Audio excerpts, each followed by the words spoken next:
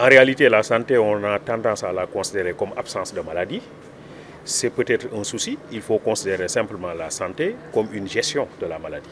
En réalité, nous considérons toujours, nous devons nous considérer comme des individus virtuellement ou potentiellement malades. Et que donc quand on est en bonne santé, c'est que quelque part, il y a une maladie qu'on a pu gérer de façon efficiente qui nous permet de tenir. Et donc, cette acception-là nous permet de nous installer toujours dans une dynamique de prévention. Parce que si on considère que quand on est en bonne santé, la maladie nous guette, ça veut dire que régulièrement, nous devons travailler dans le sens de prévenir la maladie en ayant les comportements qu'il faut, c'est-à-dire les comportements qui sont édictés par les professionnels de la santé, que ce soit la santé physique, que ce soit la santé mentale. Parce que le plus souvent aujourd'hui, avec le déferlement des réseaux sociaux, on a tendance à se référer à des personnes qui n'ont aucune technicité et qui nous donnent des conseils qui nous orientent vers le mal. Je crois que de ce point de vue-là, c'est bon de n'avoir à l'écoute que les professionnels de la santé qui donnent les bons conseils, qui donnent les bonnes indications.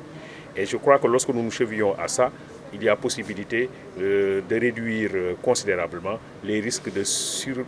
survenue de crise. Parce que des fois, malheureusement, le plus souvent, lorsque la maladie arrive, elle arrive sous la forme de crise. Parce que nous n'avons pas pris les mesures qu'il faut, les comportements qu'il faut, de manière à amoindrir son impact lorsqu'elle surgit. Il y a un travail à faire. Alors ce qu'il faut voir, c'est qu'aujourd'hui, nous sommes dans une société qui est victime d'une sorte de maladie collective. Lorsque vous regardez ce qui se passe sur TikTok, vous vous dites au fond, nous sommes tous malades. Lorsque vous regardez ce que nous faisons au quotidien à travers la circulation dans nos lieux de travail, etc., on a l'impression qu'il y a une sorte de folie collective qui s'empare de la communauté. Et c'est pourquoi mon ami Serigne Mor Mbaye en appelait à un deuil collectif. Parce que simplement, il y a une sorte de maladie collective. Je crois qu'à partir de ce moment-là, il nous faut considérer que la maladie mentale, elle est une réalité et éviter d'enfermer le malade mental dans ce que Michel Foucault appelle une prison ouverte. La prison ouverte, c'est que vous êtes dans la société, vous n'êtes pas envoyé dans une prison, vous êtes dans la société, mais on vous a complètement marginalisé, stigmatisé, désaffilié, vous n'avez pas d'amis, vous n'avez pas de parents, etc. Vous vivez libre, mais vous êtes emprisonné. C'est une prison ouverte. Alors nous avons tendance à emprisonner le malade mental dans cette prison ouverte. Alors je crois qu'il faut l'éviter et je crois que les techniciens nous ont dit aujourd'hui que la famille surtout doit jouer son rôle d'accompagnement. Aujourd'hui, il se trouve que la famille s'est considérablement fragmentée. Elle est devenue vide pour parler comme Serigne Moussa Ka et que de ce point de vue-là, il va falloir redonner à la famille son contenu, redonner aux relations sociales leur vrai contenu. On a l'impression qu'aujourd'hui, nous avons déshumanisé les relations sociales. Que je ne me lie à quelqu'un que parce qu'il y a de l'argent. Alors, il va falloir peut-être mettre beaucoup plus d'humanité, beaucoup plus d'humanisme dans nos relations, non seulement avec nos prochains, mais même avec l'environnement. Dans nos traditions, nous avions des relations avec les plantes, nous avions des relations avec les animaux. Ceux qui ont le patronyme Sène n'ont pas le droit de toucher aux lièvres. Nous n'avons pas le droit de couper un arbre comme on veut, parce qu'il y a un lien profond entre nous et l'environnement physique. Comme Senghor le dit dans Liberté 1, l'environnement physique est peuplé de forces vitales. Et que ce serait dangereux de couper un arbre, ce serait dangereux de tuer un animal, ce serait dangereux de souiller la nature, de souiller le sol, etc. Alors si nous protégeons cette nature-là, à plus forte raison notre prochain. Alors il se trouve aujourd'hui que nous ne protégeons plus notre prochain. Nous nous sommes installés dans une logique de compétition cruelle où nous avons toujours tendance à écraser l'autre. Nous ne sommes contents que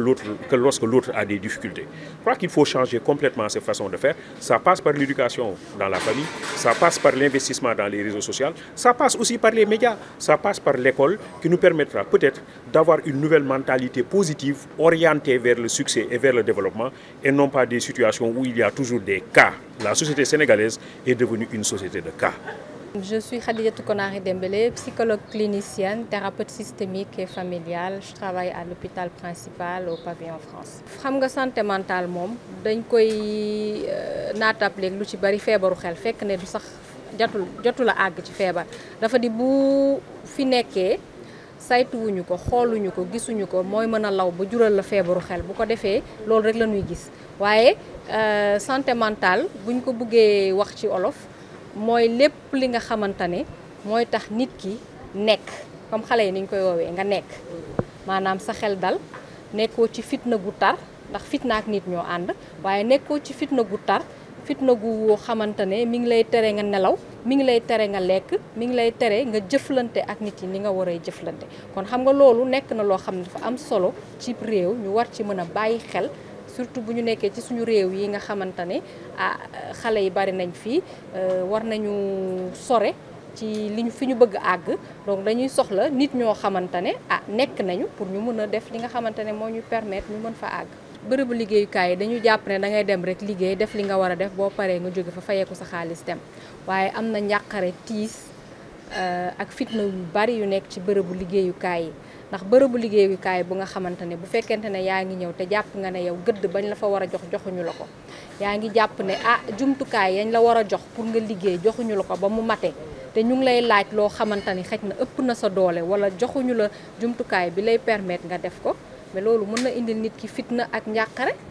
boole ci nag nga nekk xëj na ñoo xamante ne déggoowu leen juboowu leen ndax fii xam nañ fii lu ci bari seetlu nañ ne bërëbu liggéeyukaay yi da ngay am ñi nga xamante ne ñooy yenni gan ñi boo ñëwee ñu la diw moytu ko diw moom nii la mel diw de dinaa ànd ak moom diw tolloog naak moom diw tolloo maak moom te bërëbu liggéeyukaay bu leen fàtte ne bu ñu xëyee suba fa la ñuy nekk suba ba jant bu soo maanaam ci 24 heures yi nga xamante ne bis bi moom la compté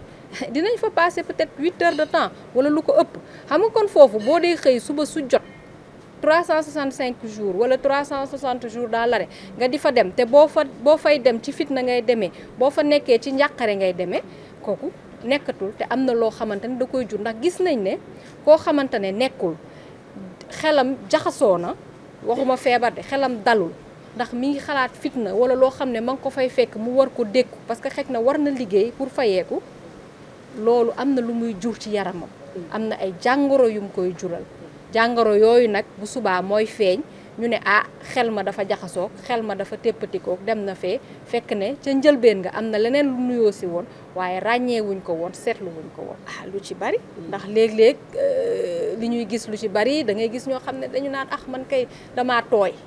tooy moom yëpp nañ ko daal di def suñu kel def suñu bisaab jaxase naan waaye boo ko defee it ñaari fan ñett ngay dal nga continuer waat yaram bi fu ne di métti foo laal muy métti foo ne nii ngay ñëw ak naqari xol ànd ak naqari deret ñu naan fatigue bi la ak tooy bi la fekk ne xëj na fitna gi nga nekkee mu tar yàgg ci yow moo lay jural loolu mooy indi loolu donc yow ci sa bopp mun nga ko bañ a nemmeeku jàpp ne lii rek la ba keroog nag muy yokk di yokk ba tëral la indi la méttitu bopp boo xam ne mënatoo toog bu bopp bi méttee ba mu tar di nga dem hôpital xooli ji ñu xool gis ne ci bopp bi kat gisuñu fa lu ko gàllankoor lu war a mën di lool ñu ne xam naa rek da nga sonn loolu lay lawee nag ba suba indi leneen donc loolu moo tax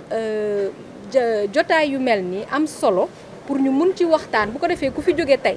boo demee di nga xoolaat sa bopp di nga ne man kat nii ak nii seetlu naa ne da ngay gis ñoo xam ne ci semaine bi rek la seen yaram di métti wala bopp bi di métti weekend bi bopp bi day dal loolu kay war nañu laajte lan moo xew xalaataat est-ce que fa may ne ndax fitna bu tar newu fa ndax amul fa loo xamante ne mu ngi may sonal mu ngi diis ci man ba nga xamante ni sama yaram ma ngi may wan ne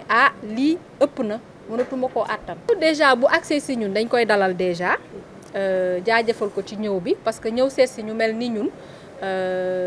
ku am fit doo nga koy ñeme ndax boo fi waxee tey waxuma sax psychiatre waaye boo nee damay dem ci psychologue sax ñu ne la yi fi tubaab yooyu da ngay jaay tubaab wala da ngaa dof ak dofuloo wala leneen donc ku takk fitam ba xas a ñëw dañ koy dëkk jaajëfal njëkk ko dalal ba pare nag won ko naka la fitna ci waxtaan bi ñuy waxtaan ak moom gëstu ñuy gëstoog moom xool fitna yi mu nekkee nga xam ne xëj na yëgul woon sax ne fitna la yëgul woon mënul woon ak réeree xel ni sax loolu mën na ko jural lii daal di ko wan ci liggéey bi ñuy liggéey ak moom am nañ ay jumtukaay yu ñuy permettre ñu wan leen loolu bu ko defee nit ki bu ko gisee ràññee ko seetlu ko mais nit ki dina xam naka lay taxawee parce que li nit ñi war a xam tamit ñun amuñu ay solution miracle du dañuy ñëw bindal la ordonnance ne la boo defee lii sa lépp jeex déedéet nit koy faj boppam de dañ koy jàppale nag xëj na lu leerutoon ci boppam ñu leeral ko ba nga xamante ni moom dina mën a jàngataat boppam xool li ko jig li mu àttan li mu àttanul li koy gaañ mu daal di décider moom ci boppam lan laa mën a wàññi lan laa mën a dindi lan laa mën a teggi lan laa dee nangu ak lan laa dootul nangu xam nga kon moom moo def liggéey bi ñun dañ koy gunge rek man li may wax souvent ñii ñëw di ma seet ñun genre lampe torche lañ rek xëj na li ngay xool dafa leerut bu baax ndax li ne ci xel mi bari na man dama lay gën a niital rek mu gën a leer ñuy xoolandoo nag ma naan la man de gis naa lii nga ne moo waaw nga dëgg de lii a ngi nii de wax nga dëgg de lii de seetlu naa nag defoon na ma nekk ne bu boobaa kooku mooy jëlal boppam gis ne lii kat jàngat naa ko leer na bu baax ci sama bopp ma mun ci jël sama ay jumtukaay. man maa ngi tudd madame Mame Fatou Diop di fondatrice et présidente Weeruwaay.